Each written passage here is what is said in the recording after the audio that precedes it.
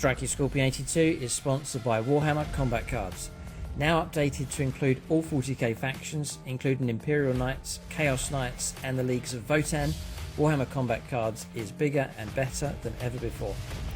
Inspired by the original Citadel Combat Cards, masterminded by the veteran Games Workshop designer Jervis Johnson, Warhammer Combat Cards is a digital card game featuring your favourite miniatures from the 40k universe.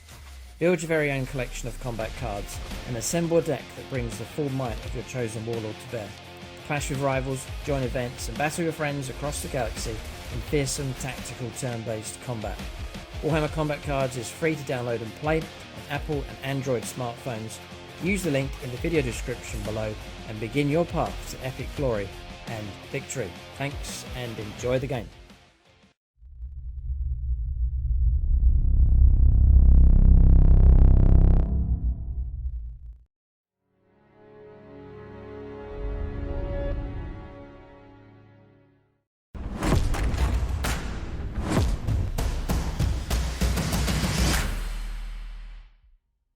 Right, welcome to this tutorial. Hopefully it's quite a quick one for you. I'm going to be showing you how to colour adjust and change the theme for some Gamemat.eu terrain. So in this video I'm going to show you the whole process, which is very, very straightforward. It's fast, effective and sort of high impact with just a limited number of colours. It's mostly focusing on techniques, so there's not much brushwork involved. So really, whatever skill level you're at, you can have a go with this tutorial. So the materials that you need, I'm going to go through them. I'll link them in the video description below. And then you'll be able to get a hold of the materials that you want to use. So what I'm taking is, I'm creating a desert themed board at the moment. And I want to create some, I want the terrain to match in with that kind of sandy, washed out kind of colours. So I'm painting up some Gamemat.eu terrain here. So this is the industrial terrain set from Gamemat.eu. It's one of the first sets they did, but I'm a massive fan of it. It's really good. I've done it in a number of different colour schemes, but I'm going to take this and then transform it. I'll show it to you. That's how it comes out of the box. So pre-made, pre-painted, it all comes as one thing. You get 4 of these in the box. You get 4 containers. There's a larger structure you get hold of from them as well. Some pipes and boxes and containers as well. So it's a comprehensive set that fill out the table quite nicely. This would look alright on a desert board. It's okay. It comes in sort of grey with some brown effects on top of it. But I want to transform it into this more desert kind of theme. And in this video I'm going to show you how to achieve the multiple shades of colours going on. The already sort of washed out rusty effect across here and on this metalwork and all the chipping that you can see as well. That whole change from this to this will take you about 20-25 minutes work, not too much at all. And the idea is to show you how easy it is to change around the color scheme here. So it's a project that's very possible for you to do. It's not going to take you hours and hours, but something that's achievable, and you can change your design or change the color scheme to match in with your terrain. So we're going to cover a number of techniques. As I said, it's all about techniques in this video, just to speed things up and to get high impact and high effect quickly. So first up, materials that you'll need. So Munitorum and Varnish from Games Workshop. This is sprays. I don't have the lid for this one, but this is Leather Brown by Army Painter, sort of a medium brown kind of colour. It's similar to that kind of colour that you see just there. Then I've got some colours from Colour Forge. They come in larger tins. They're really good values. 500ml tins, these ones. So they're a fair bit bigger. You get more inside. This one's Desert Sand. That's the kind of colour that you're expecting with that. These are from, it's the Outpost that produced these. You can get a hold of these from the Outpost, and they're very reasonably priced. And what they've done is they've colour matched closely the Games Workshop sprays and colours. And we've got this one here, which is more of a sandy, deeper sandy colour to help match this in with the battle mat that I'm using. So that's the kind of colour you get with that one. So we're going to use sprays here to put the colour on, as opposed to brushwork, which takes much longer. This one's Sunset Yellow, it's called, which I would imagine is an equivalent to Avalon Sunset by Games Workshop. The whole idea is that we use sprays here to get effect, so you don't have to do any brushwork. Then I've got Ironbreaker here, Games Workshop paint, just a medium shade kind of silver colour. Then I've got 2 bottles here from Darkstar Molten Metals. These again are produced by the OUTPOST. You can get a hold of them from them. They're the channel sponsors here, discount 40k. But I've got two shades of metal, one darker and one medium to lighter shade. They do all sorts of different metals available from them. This one, the dark one's called steel, and I highly recommend that you do these two tones. And the other one's called graphite, which is the lighter shade, and I'll show you how to use that later on. And then for the first time on one of my tutorials, I'm featuring this stuff. It's all the rage at the moment. It's rust, or dirty down rust as it's called. It's very interesting as product to use, as I've got mine from eBay. It's expensive stuff to get a hold of. It's used, apparently it originates from film props. It's used in the movie industry for effect. It is rusty effect in a bottle. I'll show you how to use it as best as I can. It's a tricky thing to use. There's some techniques needed, so it's worth trying to get it right because it is expensive. I got mine off eBay.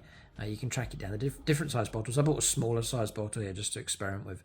But this bottle here, this size, I've done the entire terrain set. I've used half a bottle, so you can stretch it really good. It comes high pigment enough, so we'll talk about how you water it down and use it a bit later on. So there is some technique involved with this. You can have a lot of fun with this stuff, so you get some great effects.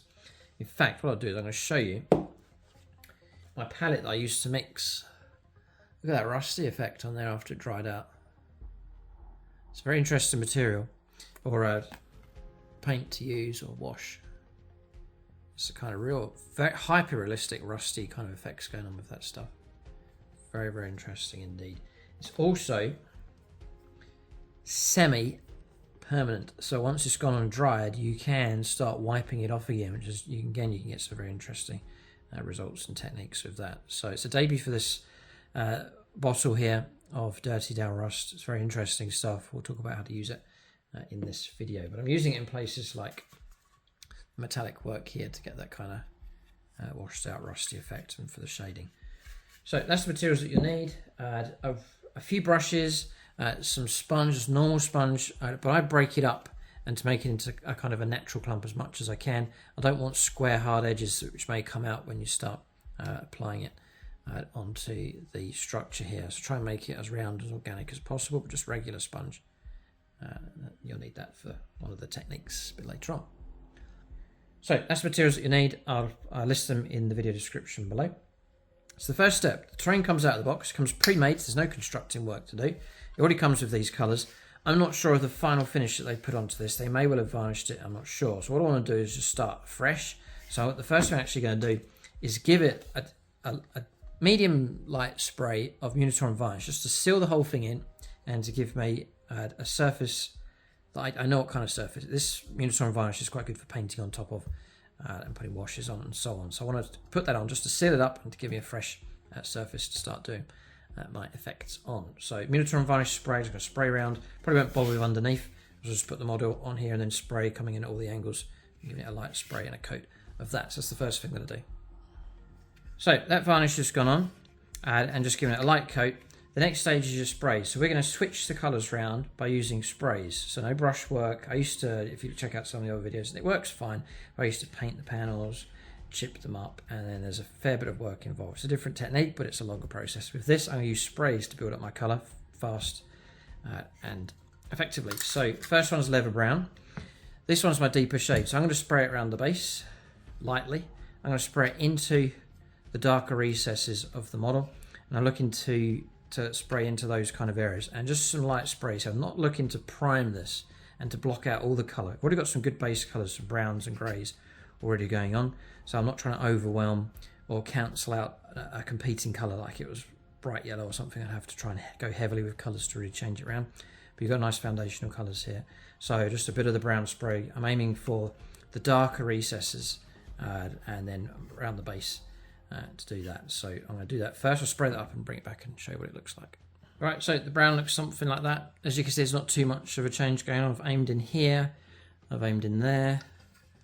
Not too heavy. There's some areas which I haven't caught. Doesn't matter because it's just a nice grey tones anyway, and random is good for this. But just some gentle spraying going on to there. It's not too noticeable. The next will be our real sort of yellowy desert kind of colour scheme with this one, and it's to match in with the Sands of Time battle map from Gamemat.eu. So I've got the mat and the terrain to match up nicely. So I'm going to give this one a spray, and I'm never going to aim straight on or from underneath. I'm looking to aim down at sort of that kind of angle. I'm just going to rotate it around, just aim for these larger parts of the structure across here, like so, and that'll fill in most of that. So if I come at this angle, it's going to leave shaded areas underneath. It's going to leave these lower areas not with so much paint on them. So I'm going to give that a spray and then show you what kind of result you get. Alright, so sprayed up and looking something like this.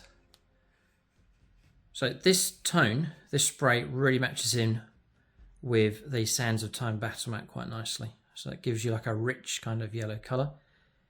The final highlight will go for Desert Sand, which is like an Ushabti bone kind of colour. And I'm going to use that for a light dusting. So I just want to change the tone. If I bring up this one that's finished, see it's very strong sort of yellow kind of colour, and then I want to bring in a bit more of a stark stone kind of colour, sand colour going on with that. So to do that, I'll use Desert Sand. A light spray here just to lift the tone of that a little bit. And again, for this piece, I aimed mostly at these corners, all four corners, and the sprays just caught the top edges. You can see it darker down here and then lighter on top, and that's just using the angle of the spray. These sprays from Colour Forge, they give a nice finer kind of mist. They don't spit too much like flecks coming out, which doesn't matter too much because that's part of the effect anyway. But you get a nice finer mist going on here, so it's nice smooth coverage with the spray going on. But I'm going to go to Desert Sand now, and then we'll do the final tone of that. But this is literally taking seconds to do this. I'm getting instant results here with shading, highlighting going on. Zero brushwork so far. So just a bit of skill with the spray cans, and that's going to put the colours on for you. Alright, so that's the result we're looking at now. We've got my darker tones down here, and then my two shades, a medium shade and a light shade, going on with those two sprays. Quantities of sprays, because you're using the spray so lightly, you're getting massive amounts of coverage.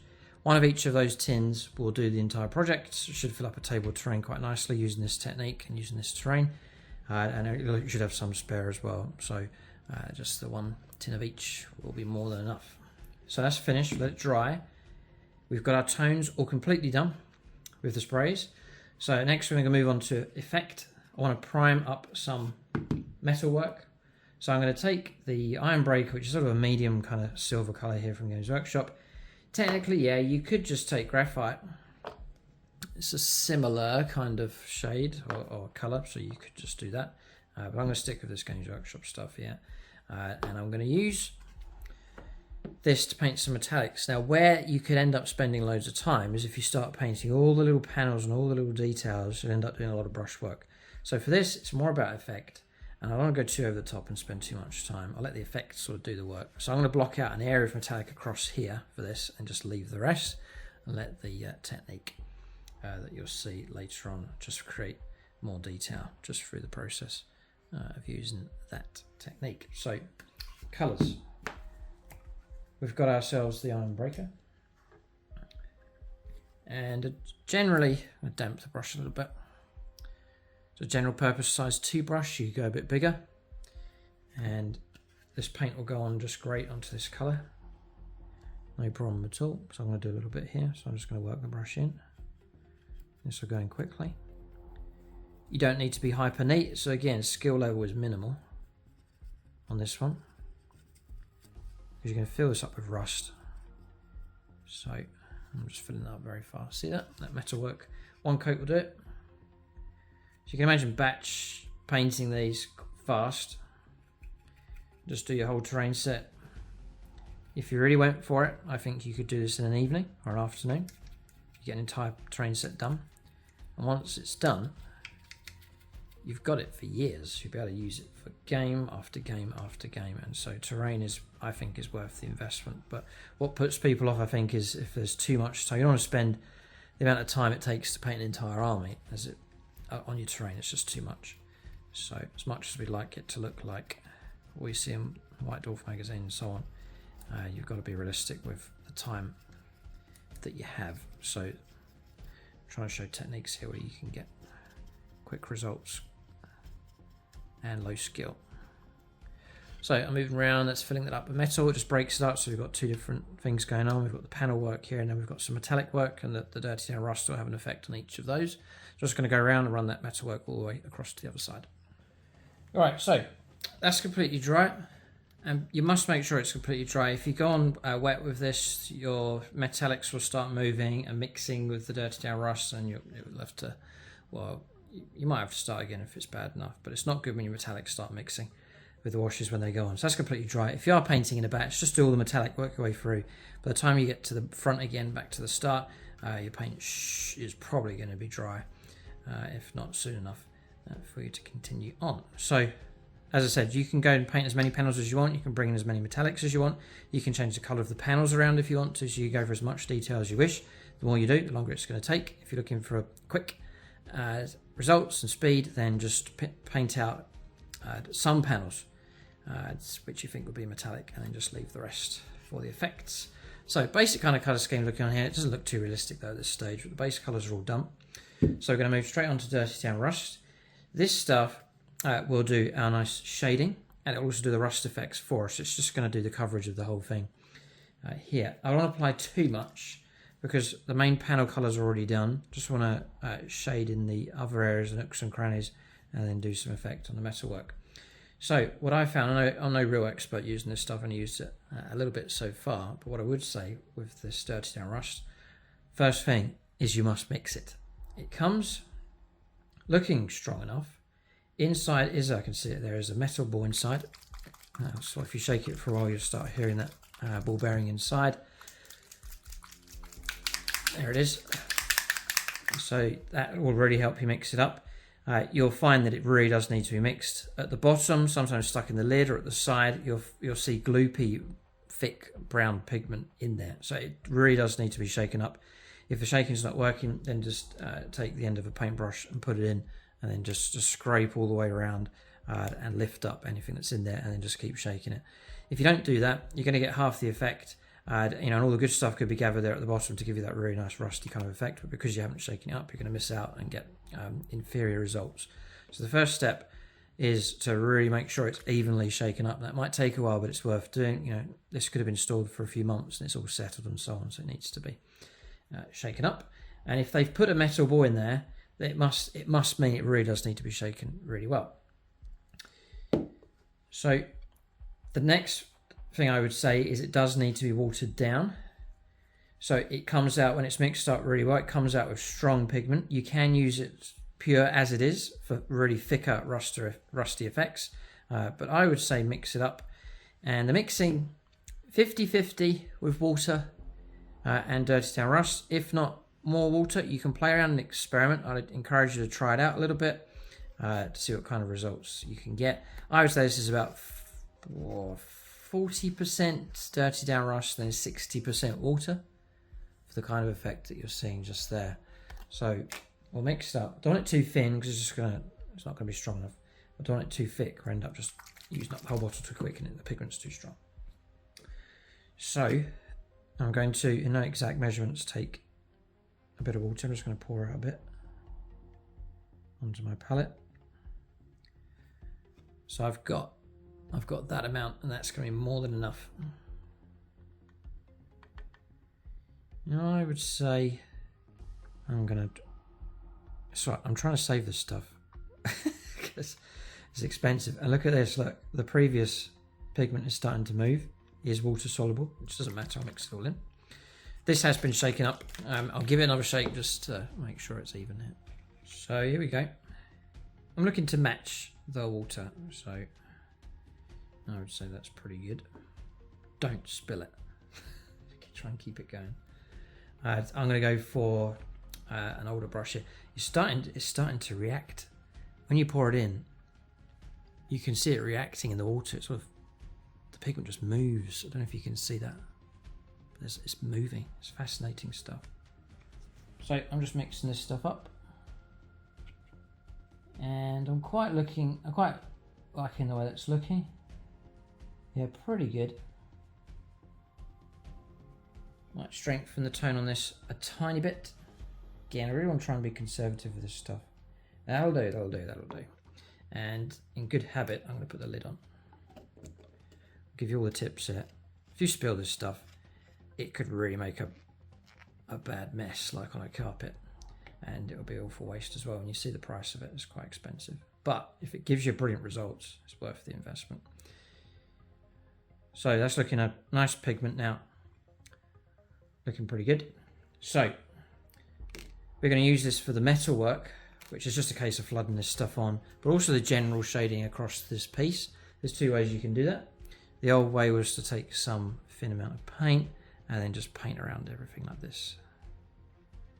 And again, that's going to take you ages doing that. So this is the quicker technique. We're going for effect. So I've got a rougher, much rougher kind of brush. And I'm just going to generally stab it into these areas. So in here, I'm going to work it into there, drag it out. And then just to soften up and just to tone this all in, I'm just going to use my finger. And again, work the brush into there, run it along, and then just use my finger to blend it in. I'll use it to go all the way around. So instead of painting around this piece, I'll just cover the whole thing, like so, and then just use my finger to blend it in, like so. Is that cheating? I don't know, but it's it's quick. Run that into there, and then use finger and thumb just to blend it in fast. Now, this process, as you can see, is very, very quick.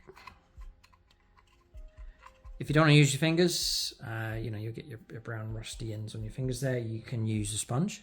So you can apply it with a brush and then sponge it out, again for a natural kind of effect. If your fingers can't reach, you can push the sponge in to reach it. So there's different options that you can go for. But I've seen that my finger seems to work quick enough. This whole panel here, I'll just fill that all in. And then again, just use finger and thumb just to blend it a little bit. Like so. So you see how quickly I'm doing that? It's a few minutes to do this side, then we'll just roll the whole thing around. So general shading, finger and thumb, just blend it in. For the metallic work, I'm looking more to flood this in, so there's not too much skill involved with this. So there it goes, it's going on. Looking something like that. If you thin it down too much, it's going to look too thin and it won't rust up the metal too much. If it's too thick, it really will go a much more solid kind of brown. So it's your choice as to how thick you want this rust to be.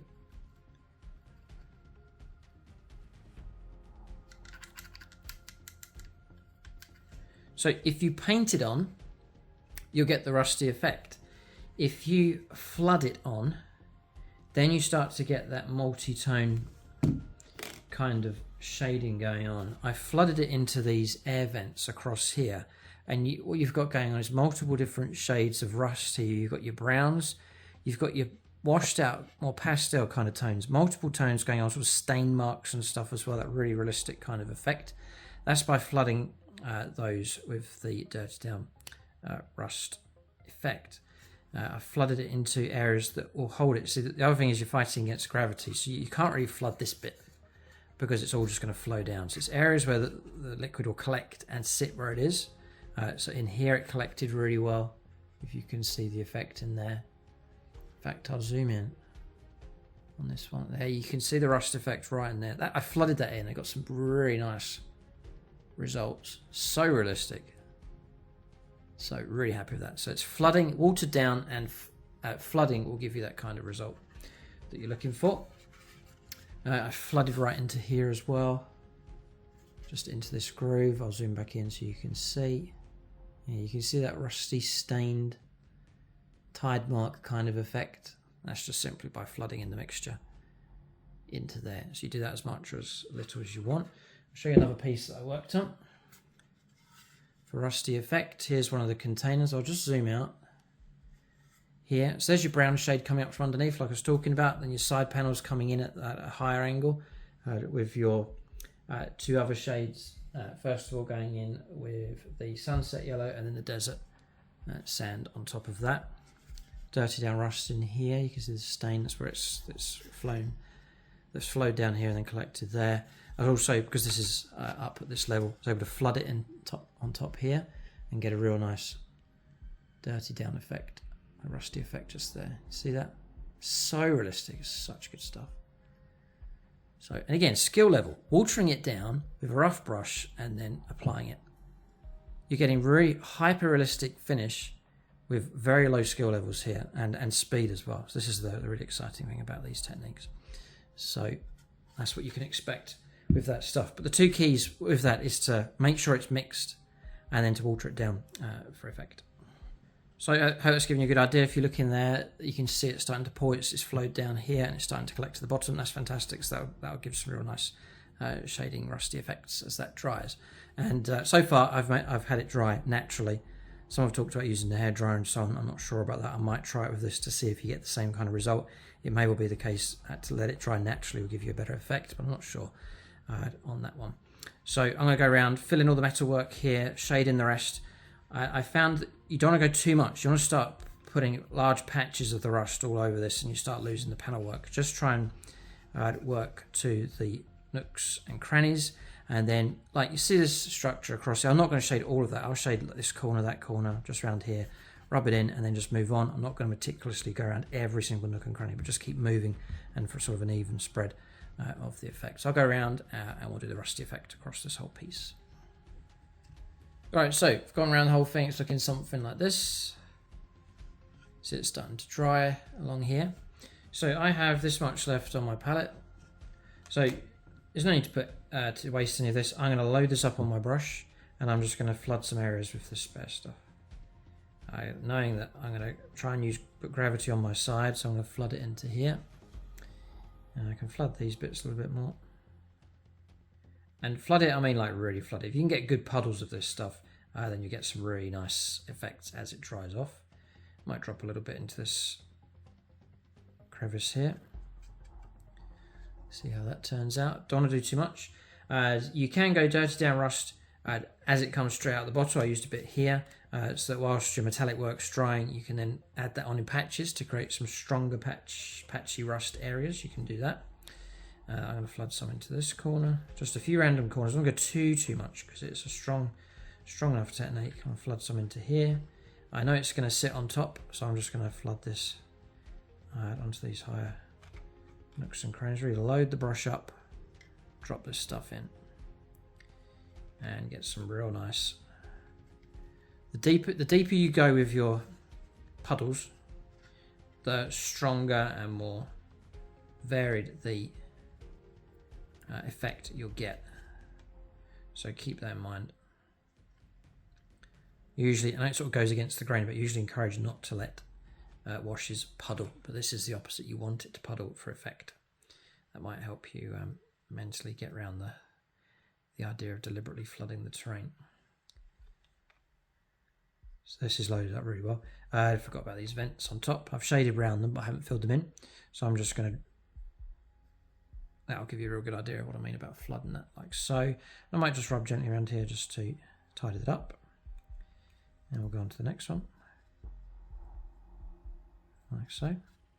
If you make a howling mistake or you're not happy or you've put too much on, the first time I painted one of these I applied too much. I was doing patches all over the place. It was too much.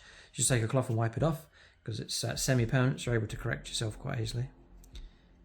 So flood that on top there, tidy it up. And the last bit of stuff I've got left, just flood that on top there and tidy it up.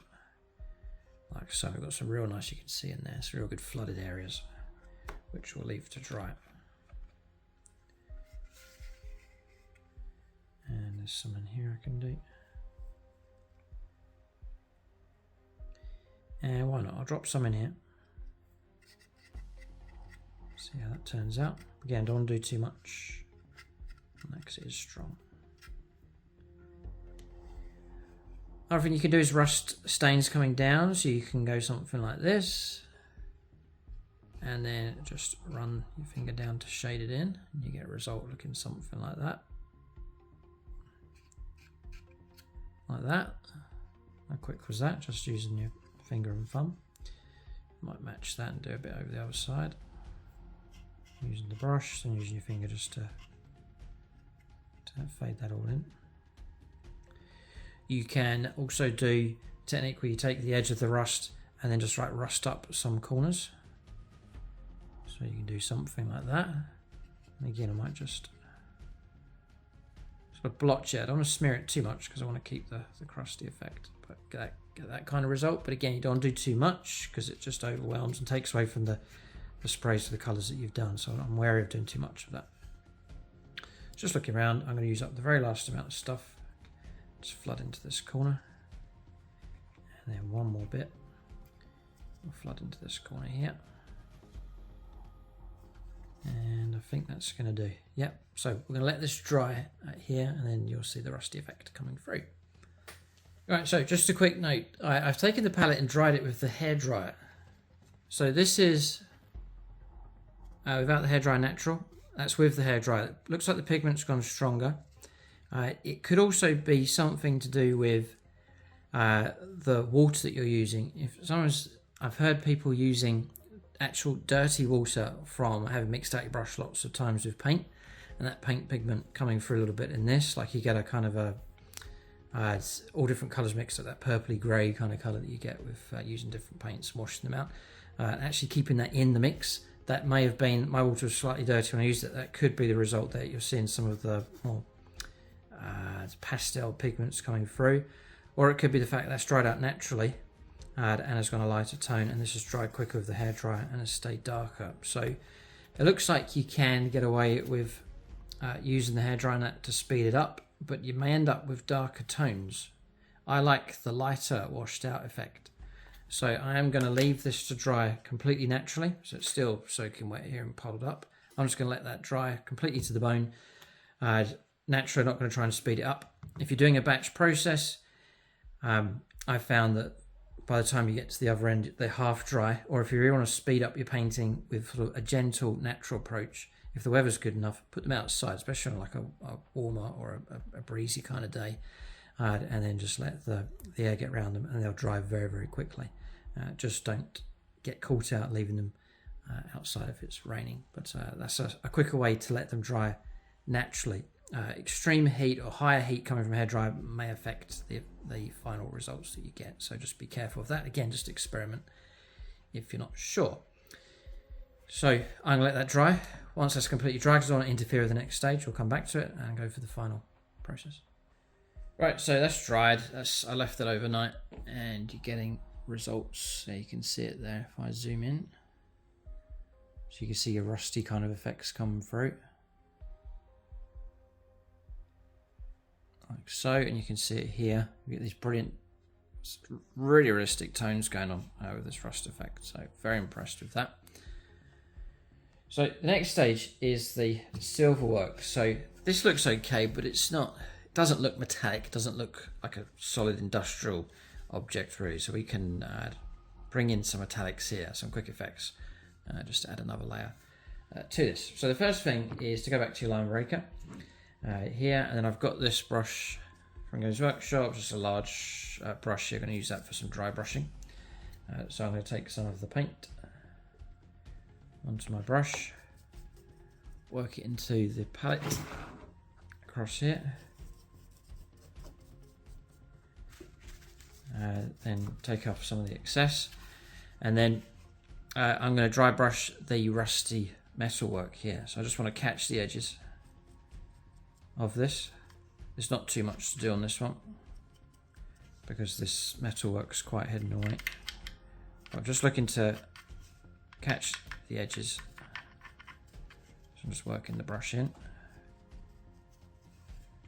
working it around.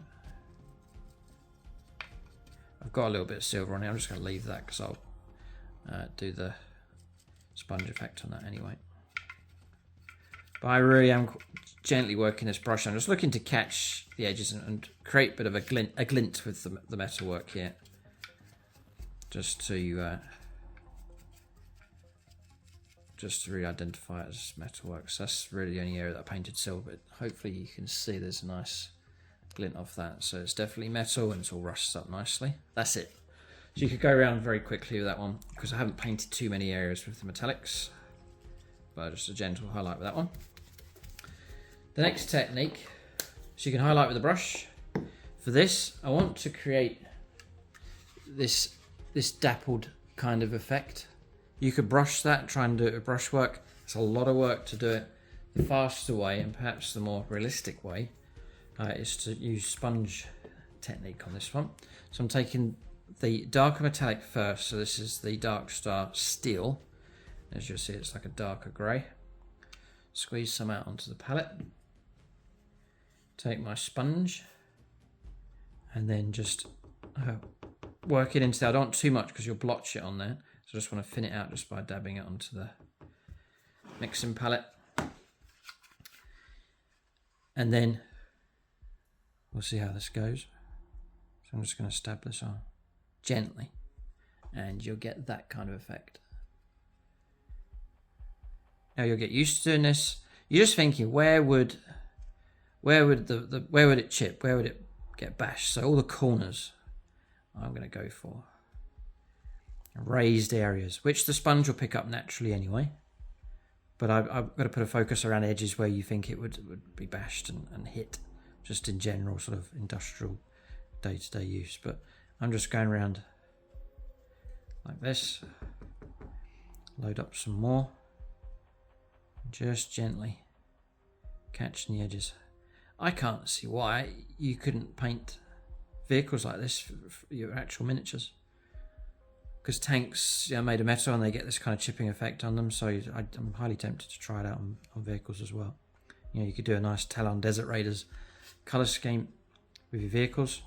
Spray them up, rust them up, and then chip them up. And then pick out details with the brush, but that would be a fast process because vehicles can take ages to paint. So I'm just keeping the camera rolling and just showing you how quick this goes. You probably wanted to do the majority of your chipping with this one. So you're going to see more going on with this colour, and then your final highlight is just a little bit just to glint it up. So the majority of it is going to be in this darker steel. So if you go for lighter silver, if you don't use the darker tone, it doesn't stand out as much. You need the darker tone on here, so I'd highly recommend that you do it. There's that mistake that I made, so I'm just going to add in some of the steel to that. And this is coming really well, and you can go quick because it's random and this is looking really realistic now. This is looking good. Let's just roll this around, just checking I've got everywhere. Don't do too much. Looking pretty good. Alright, so I'm happy with that, and hopefully you can see the effect coming through. And then to give it a bit of glint, and you do a batch, production line, so that's going to dry up, but it's safe enough, I think, for me just to roll on with the next colour. So I then take this colour here, which is the Graphite, which is your much lighter tone. And then I just rotate the sponge around, go on the other side. And this one is much lighter. I'm just looking to do a little bit here, so I'm just going to catch this edge. And I'm going to go lighter. Catch the main edges. Like so. Nice and random. And that's just really lifting that. The effort is minimal and the effect is maximum here. I think this is going on well. We're pretty much done. And hopefully you're seeing that. It's giving that a nice glint to it. So yeah, you've got your chipped up metal and you've got any industrial stuff going on where it's really being worn and used, you're going to get a cleaner metal coming through. So I think that's about it. So really, it's as simple as that. So that's the effect that you get. And skill level is low, very, very quick, and it's high effect. So just going to check that we've got, make sure your terrain's all uniform. These two are matching up quite nicely, look quite uniform on the board, so that's great, so that's ready. So the terrain that I've done so far, I haven't varnished. I'm tempted just to leave it unvarnished. I'm a little bit worried about the varnish going on, absorbing into the rust effect, and seeing if that causes problems and mutes the different tones we've got going on, so a bit wary of that. Usually I would varnish for projects just to seal the whole thing in. I'm going to put a bit of varnish on, then we'll find out here. We'll take a risk. Right, so I've given that a very light spray. Don't know if you can see any difference with that.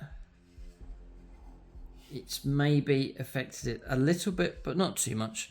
You're not going for a particularly heavy spray. It's just a light dusting, just to add a layer of protection and durability to it. but I would say you probably don't need to. I'm probably not going to bother varnishing the rest to finish it off. It's terrain, you're going to get it out from some games, store it away, and then if the worst happens, you get some chipping. It's going to be hard to even see it because the whole effect on this is chipping anyway. So, and the foundation colour underneath is grey-brown tones, so if some paint does chip off, it's the undertone colours is hardly going to stand out. So I'm going to leave it as it is, save my varnish, and just leave the effect like so. So I can't see that being a problem. Yeah, it looks all right. Okay, so that's that finished. And I'll apply that process across the entire terrain set. I'm planning to do some Games Workshop terrain as well using the same process also. So you can follow that. You can apply it to any terrain set. If you don't like the colours, if you don't want to go for desert, you want to go for something else, just swap the sprays around and then just use the same rust effect, the sponge effect with the rust, with the steel colours. You can use that on any colour scheme. So you're welcome to change colours around for whatever terrain set you want to do. So that's the video. That's the container. Again, just finished using the exact same process. Get some brilliant rusty effects with that dirty down rust. So all the links from the video description below, the stuff that I've used is there as well. Keep a lookout for more videos, tutorials on the channel for terrain. I have revamped other terrain sets from Gamemat.eu, so you can check those out in the tutorial playlist on the channel as well. But it means you can just take some terrain, enhance it, and get it to fit in with whatever scheme you want to do for your terrain. It's a worthwhile investment. Really good terrain on the board. It's a brilliant backdrop and really helps you. It really immerses you in the realm of Warhammer 40,000. So it does come highly recommended. And hopefully this video has shown you how fast and effective it can be, saving you loads of time, and you can get some great terrain for not too much effort at all. That's the video. Keep a lookout for more videos in this series. Thanks for watching, and tune in next time.